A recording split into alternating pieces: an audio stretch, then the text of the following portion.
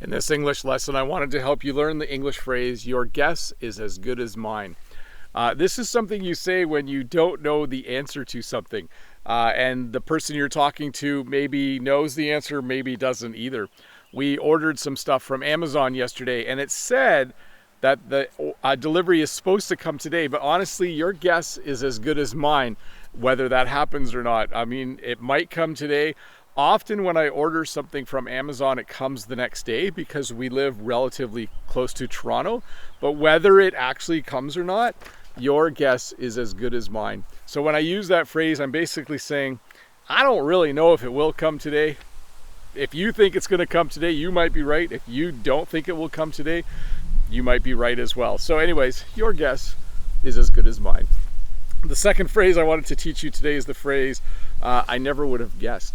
This is something you say when someone tells you something and you didn't know that that was true. If I said to you, I'm only 40 years old, you might look at me and say, well, I never would have guessed because you look much older. Or if I said to you, I'm 60 years old and you think I look a lot younger, you might say, oh, I never would have guessed. You look so much younger than 60 years old.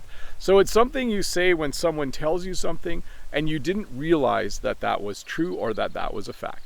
So to review, your guess is as good as mine is something you say when you don't know whether something will happen and the person you're talking to probably doesn't either. Whether or not it will rain this weekend, your guess is as good as mine. I hope it does though.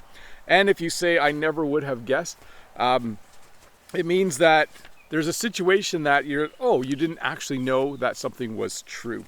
If I was to say to you something like this, this is Walter right down here. He's huge now. And you might say, oh, I never would have guessed that he would have grown so fast. But hey, let's look at a comment from a previous video. This comment is from Andre Padron. There is a utility pole that has an electric transformer in front of your house. Is that only for your property? It was my first impression because I did not see many cables connected to the transformer. My response, that is correct.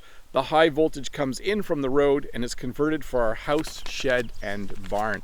So yes, very observant of you, Andre. Thanks for that comment. If we look over here, first of all, we'll see this fun dog down here. Say hi, Walter. That's Walter kind of saying hi. But if we keep walking, you'll see this pole over here. Also, I don't know if you can tell, but it's quite hazy in the distance. The forest fires way up in northern Ontario are actually causing it to smell like smoke here, even though they're hundreds of kilometers away. So right up there, there's a transformer.